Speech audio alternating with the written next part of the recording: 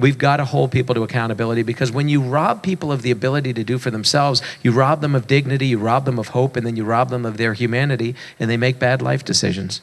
I think Kentucky's going to be a winner regardless of what happens this election cycle. The growth of unions is strongest in right-to-work states because that's where the jobs are going. He was an older farmer. He said, I will not be here to see it, but in 25 years, it is my belief that hemp will be to Kentucky's economy what tobacco was 2 generations ago.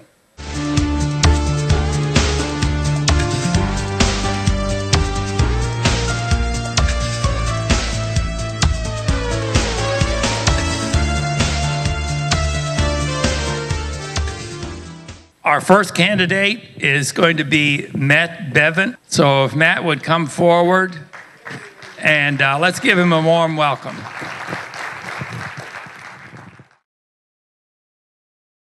Thank you. It is a pleasure to be here. Thank you so much for being here. I do apologize for my attire. I just came from the Knob Creek gun range, and they dress a little differently than I might have been had I come straight here. Thank you for being here. What is at stake is significant. There are 4 candidates. I'm a Republican running for the Republican nomination for governor. And there's a lot of people that will tell you that we're all the same, that we're saying the same things, but we're not the same, and we're not saying the same things. Mark Twain once noted that the difference between the right word and the almost right word is the difference between lightning and a lightning bug. And there's some truth to that. And the same might be said for candidates. And so I'll touch just briefly a little bit on my background and that of my running mate, and why, what I believe that we bring to the equation is what Kentucky needs at this time, and frankly, as a piece of what America needs in broader measure. I'm a guy that grew up in a simple way in the country, big family. I was the second of 6 children, not that big a family, but a decent-sized family. Grew up in the country, raised our own food on our land, crops and animals. It was a simple life. I was very involved in 4-H. But I'm grateful as I look back for a couple of things. I was raised with a good work ethic. I was raised by a man who taught me that your word is your bond, that you give an honest day's work for an honest day's pay, and that if you shake someone's hand and say you're going to do something, you do it. Simple as that. I was raised in a home with strong Christian values. That's what I'm most grateful for. I was able to pay my way through college. I went to Washington and Lee University in Virginia. And then I got out, I went into the Army. I was an active duty Army officer for a number of years. But then I got out of the military, and for the last 20 plus years, I've been in the private sector. I'm a business owner. I own all or part of 10 different companies. I employ dozens and dozens of people in everything from metal stamping.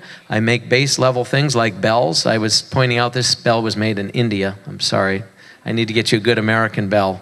But I'm the last bell maker in North America, actually. I make all the bells for the Salvation Army. If any of you have ever been a kettle ringer or seen a kettle ringer, I make those bells. So I have a wide range of things, LED signs to investment management, to composite materials, to, I love to take ideas and turn them into companies. This is part of why I'm running. I'm married. I have 9 children. Some people are sometimes surprised at that number. We cheated a little bit, though. We had 5 children, and then we adopted 4 additional children. I'm very strongly pro-life, 100% and unapologetically. And I've had a chance, and I'll tell you honestly, and I appreciate Dr. Simon, seeing people like Dr. Simon who've led the charge on this for so many years, not just in rooms like this, but down on the sidewalks on Saturday morning. This is where you find out what people truly believe. I'm grateful again to have been raised with an appreciation for this. My mother was involved in Right to Life starting in the 70s. I am a strong supporter of our Second Amendment rights. I'm a concealed carry gun owner. So is my wife. So is my running mate, and so is my running mate's husband. This is something near and dear to us. There are a lot of people who talk about the pension problem in this state, and for good reason, because we've got a real crisis on our hands. I started a company here in Kentucky that today manages more than $5 billion in pension assets for companies like FedEx and Caterpillar and the state of South Carolina and others in between. I understand the pension business firsthand, so it's not hypothetical to me. We talk a lot about people in need in this state and the need to get them into the workforce. I'm the only one in this race that has grown up below the poverty level. I understand this not just from hypothesis, but from real life, having experienced that. And I can tell you, it wasn't a government program that got me to where I am today. The solution is not government. It's empowering people, instilling in them a belief that indeed we were endowed by our Creator with the right to life, to liberty, and the pursuit of happiness. And the government governs best that governs least. These are things that I believe. I'm the only one that's calling unequivocally for a dismantling of the Connect program, which is the state-level Obamacare exchange. As it relates to other things as well, Common Core, I will lead the charge to repeal Common Core in the state of Kentucky. I will lead that charge as governor. These things are important to me. We've got great opportunity. One of the people ask me why I'm running for governor. I'm running for governor because I love Kentucky. So it's time for questions. Questions that anybody has on any front. There was a question here, and then I'll come back there real quick. The question as it relates to low-income families. Here's what I know. We do not need 1 out of every 4 people in the state of Kentucky on Medicaid. We don't. We can't afford it. And here's the problem. There are people who truly need help. Again, I know this from how I grew up. But I'll tell you, if we give help to people who don't need it, we're literally taking it from those who truly do. Anything that's good, Kentucky is on the bottom, such as education, obesity. But if something is bad, Kentucky's up on the top, such as crime rate. And may I ask, what do you plan to do about this? It's a great question. It's interesting. There's an old adage, the fish rots from the head down. We need leadership. One thing I learned in the military is you lead by example. And I will be a person who's unapologetic about his Christian faith. I've made that very clear. This is a civic position, but I will bring my Christian values with me to Frankfurt, and I will not be moved from those. And I'm somebody as well who will lead as it relates to education, dismantling of Common Core, Connect, dismantling of that, etc.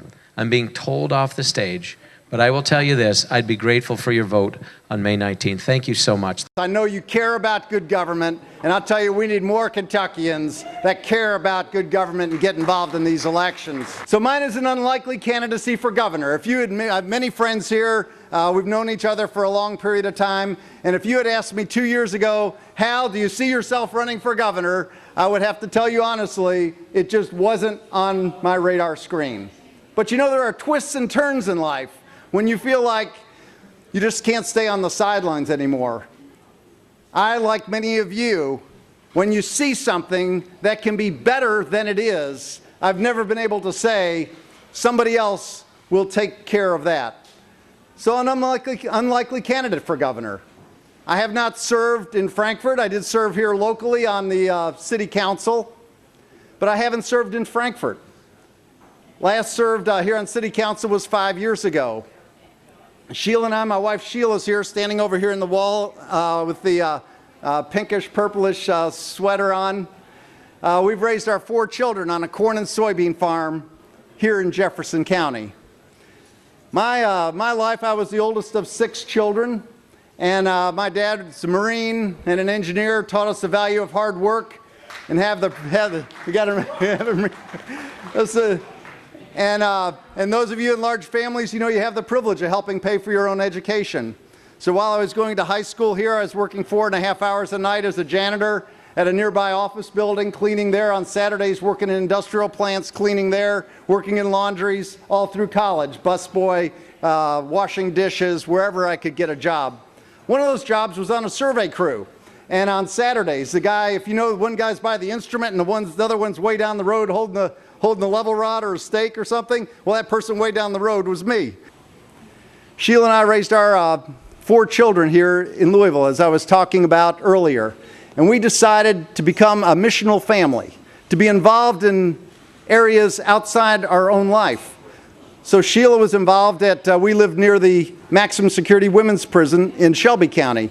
Sheila taught Bible study there, was involved teaching Celebrate Recovery, and from time to time, as women would have a child there at Pee Wee Valley, that child would come and live with us. And then Sheila would go back over 4 or 5 days a week for 2-hour bonding visits, and then would work with that mom through a halfway house process, and then back into the economy. And we understand that vulture called addiction, how it lands on your shoulder and digs its claws in, and how hard it is to get it off, and how much it wants to land back on your shoulder when economic stress comes about later on. Sheila currently serves in Shelby County on a crisis pregnancy center board, a pro-life organization, just got their first ultrasound machine. and not only just involved in crisis pregnancies, but also involved with moms, helping them understand how to build a life, balance a checkbook, what good nutrition is.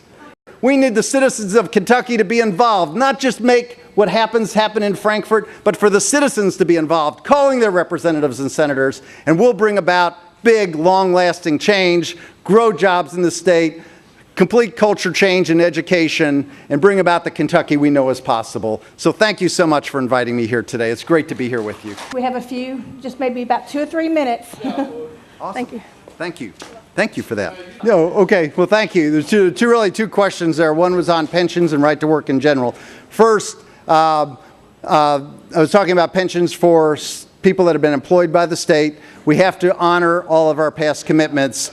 It is going to take a different form going forward. We're today in the top 5 states in the country for early retirement benefits and the bottom 5 states in the country for employee contribution. It just won't work. We're incurring liabilities today that we can't pay for. We need a 30-year plan to solve that problem. Other states have solved it. We need to solve it. It's very unstable right now, and I'm committed to honor all of those past commitments.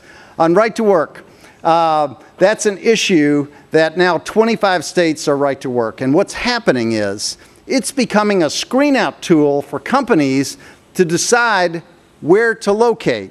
So this year, just 2 companies I know alone have opened in other states with 600 manufacturing jobs that didn't come to Kentucky. And what's happening, it's happening so fast right now, especially now that Michigan's gone right to work and Wisconsin and the entire southern U.S., is that a lot of companies won't even consider a state that's not right to work. We have a complete retraining education platform to get people trained for the jobs that we have. You know, Amazon last year hired 10,000 robots in their warehouses. You know why they did that?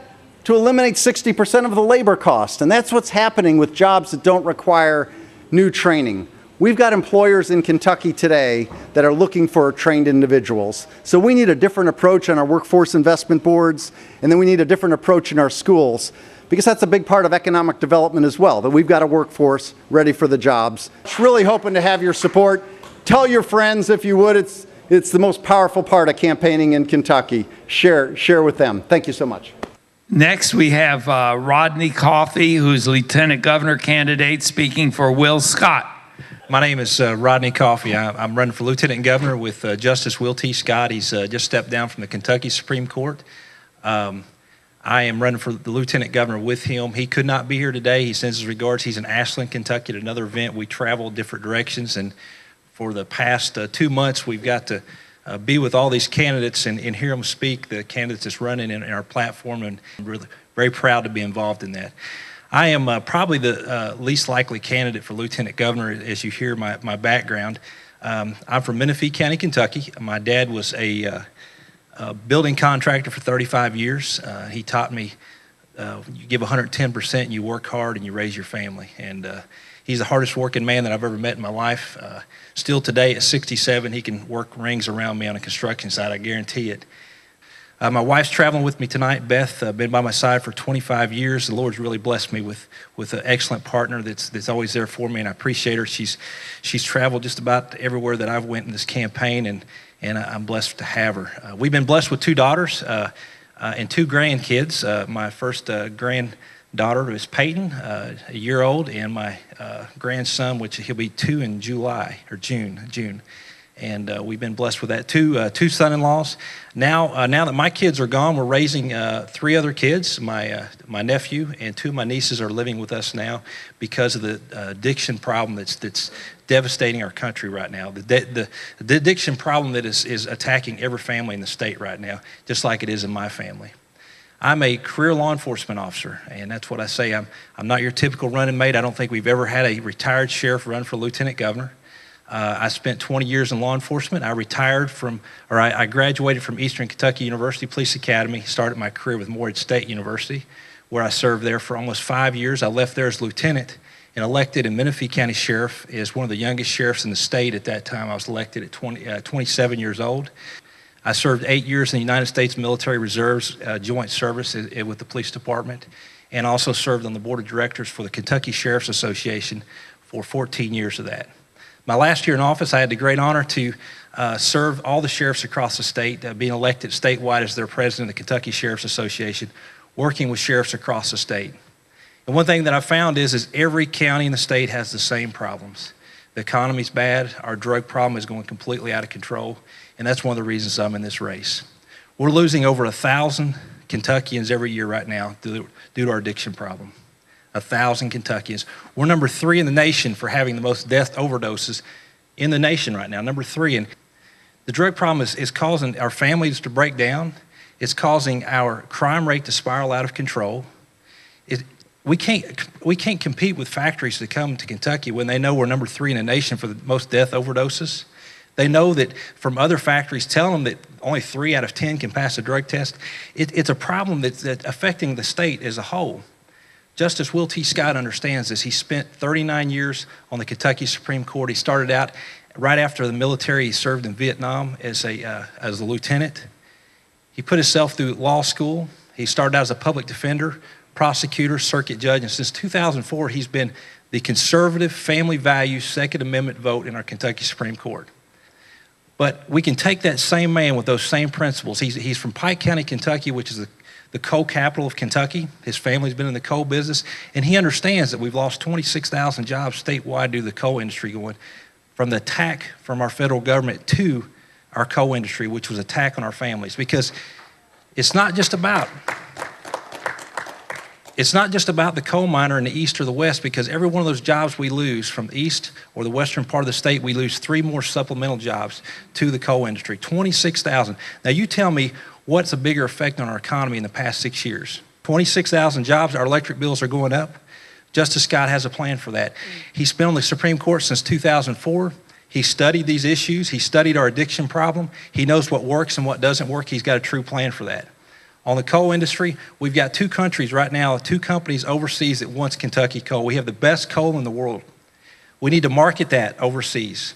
Put the coal miners back to work. If we can't burn our own coal to bring our own energy rates down, then we need to sell it to someone so we can help their energy rates, right? That's the way it usually goes. But we need to put our coal miners back to work. He has a plan for that. There's a fund of money right now, and I'm not a coal miner. I'm trying to cover this the best that I can.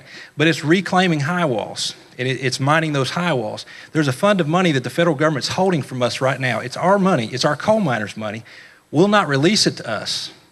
Well, let me tell you something. If we have Will T. Scott as governor, he is a Supreme Court judge, and he's bold enough to file a federal lawsuit in federal court against the federal government on holding that money from us. And he says that any federal judge looks at it has to give it to us. It's our money. He's bold enough to make a difference there. Justice Scott's family has been attacked by the drug problem just like my family has. His son was addicted to drugs right out of the military. He came back from the military, got addicted to drugs. Justice Scott had to have his own son arrested, but he went through drug court. A year of drug court, he got clean. He showed that he could do better. At the end of drug court, he got his record clean. He went on to get his master's degree. We understand not everybody can get through drug court. Not everybody's disciplined enough to go through drug court. So what we want to do is we want to launch a minimum security prison, which is also a drug treatment facility and also a real skills work program. So that if they can't make it through drug court, we can get them in this program. Minimum security, nonviolent criminals. If they walk away, we call the local sheriff or law enforcement to pick them up. Let that be their decision. So we have a plan for that. We just ask you to take a look at our platform. Will T. Scott, there's a bunch of brochures out front with the whole platform, and we'd love to have your support. We believe we have a plan for Kentucky. Thank you. Yeah, my name is Geoff Young. I'm a Democratic candidate for governor. I don't know how many of you all are registered Democrats, but if you are, I very much appreciate your vote. I've lived in Lexington, Fayette County for the last 33 years. I worked for 14 years in Frankfort, most of that time as Assistant Director of the State Energy Office. I have a degree in economics from MIT, master's in mechanical engineering from UMass Amherst, and a master's in agricultural economics from UK. I have been involved in the political arena working on issues for 36 years. I have a few minutes today. I very much appreciate being invited to this forum. My Democratic opponent did not show up. No surprise. I want to use my time to talk about an issue that I believe is of intense importance and interest to everyone in this room, and that is the abortion issue. I consider myself strongly pro-life. In fact, the most pro-life candidate running for governor this year. Now, you may ask, how can that be? What this is a chart from a study, a recent study done, but it's consistent with other studies that have been done over a period of decades. What it shows is that this is the abortion rate on the vertical axis. And on the horizontal axis, it shows that countries and regions of the world that have liberal abortion laws, such as the United States, Western Europe, that's over on your right side of the chart. The abortion rate is lower than countries such as regions such as South America, Western Africa. The most effective way to reduce the abortion rate is the strategy used by the Democratic Party and Planned Parenthood.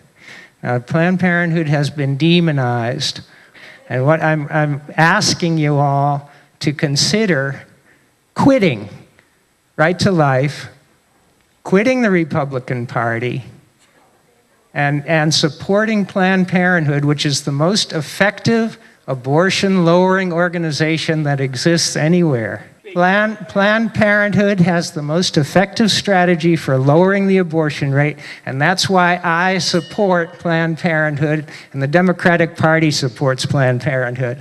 Okay, our final governor candidate is James Comer, who wasn't able to make it, but he sent Chris McDaniel, lieutenant governor candidate, who will be speaking for him. Thank you. Well, thank you all for having us here today. It's great to be here and to talk with you. And the commissioner said he wishes he could be here, but he's actually across the state in Laurel County right now. And as Frank said, my name's Chris McDaniel. Most of you know the commissioner. You know his background. You know he's a cattle farmer who has been in the restaurant business. During the off cycles of the farming season, he served as a part-time legislator in the General Assembly, and he's now served for 3 years as our Commissioner of Agriculture. I went to college at the Citadel in South Carolina and then spent 4 years as an infantry officer in the United States Army before I came back home and joined the family business, which is McD Concrete out of northern Kentucky. In 2012, I decided to run for the state Senate, and I did, and I won with the largest majority the Republican has ever enjoyed in the 23rd District, and I now represent the 23rd Senate District in Frankfort. And for those of you that are wondering, the 23rd District is Kenton County from the Ohio River down to 275, which is about halfway down the county. But, you know, I was honored when the commissioner asked me to run with him, and there were a number of reasons that I think that he has done an exceptional job as the commissioner, and he will make a great governor. And the first of those is he did something that you don't see a lot out of politicians. He did exactly what he said he was going to do. He went to Frankfort, and the first thing that he did is he called for a very unpopular audit, because the audit was conducted on an administration of another Republican. But as a result of that audit, they found a level of corruption that was so bad that the previous commissioner is now serving time in the federal penitentiary. But the current commissioner, who will soon be the governor of Kentucky, took that audit as a mandate. And he cleaned up the Department of Agriculture, and it is now the model of efficiency in our state government, and it's the model of efficiency for departments of agriculture across this nation. The second thing that I saw the commissioner do was he came in and he started taking a hard look at what was going on in the Department of Agriculture. And what he realized is we had a fuel lab, and they've been telling the General Assembly for years how great this fuel lab was. Well, when he got to looking, he realized most of the equipment hadn't been taken out of the package yet. We had not made one fuel sample test. So he shut down that lab, he sold the equipment, and he returned $1.5 million to the Commonwealth as a result. The final thing that I like is one of the things you have to do as governor is be able to pass legislation. None of us here want a king. If you think that one man should be in charge of the whole government, let's ask ourselves how that's working out on the federal level right now. The governor has got to be able to persuade members of the General Assembly to vote for his ideas, not to rule by executive order. And I saw Commissioner Comer come in and take a very difficult legislative proposal with industrial hemp and pass it through the Senate and pass it through the House and have the governor sign it into law. I then saw him go to Washington, D.C. and have it passed into federal law. And then after he had created an industry that had not existed for 60 years in this state, after he had created job opportunities for Kentuckians, when the seeds came to the Commonwealth, they were seized by the federal government. And I saw the commissioner go to court and sue the President of the United States and win. And that's a record that no one else in this race can claim. And you can't attract those jobs without attracting good, high-quality employers. And those employers will come to the Commonwealth and stay in the Commonwealth for 4 reasons. The first is a competitive tax policy. The second is a well-educated workforce. The third is reinvestment in infrastructure. And finally, is a business-friendly climate. And those are the things that you will see the commissioner and I uniquely focused on as we move through the course of our administration. We both have a record of being 100% pro-life.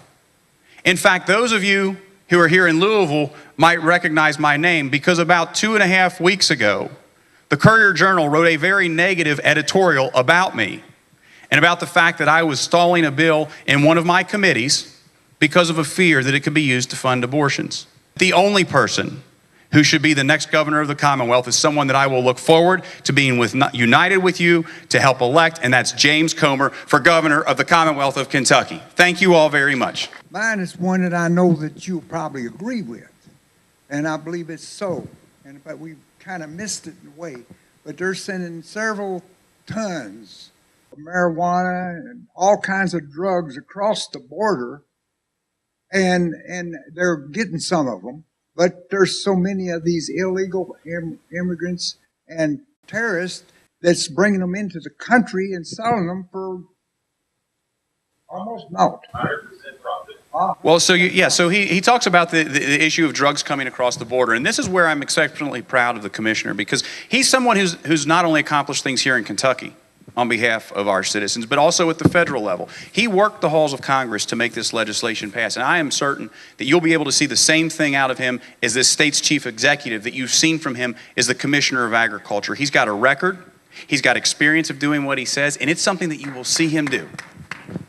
And you know, when we talk about policies, you know, one of the things I was most proud of with the heroin bill is the fact that we did increase penalties for people that are bringing it in from outside of this state, and we'll do everything we can to work with our surrounding states and to work with our federal government to stop the flow of drugs in this country. Where do you stand on Obamacare? As a member of the state Senate, and last year I was a member of the Appropriations and Revenue Committee, which I now chair, we were proud to put provisions in there that forced, as David Adams, the campaign manager for Justice Scott, said, would force Kentucky out of Obamacare. Thank you very much. That's Chris McDaniel speaking for James Comer.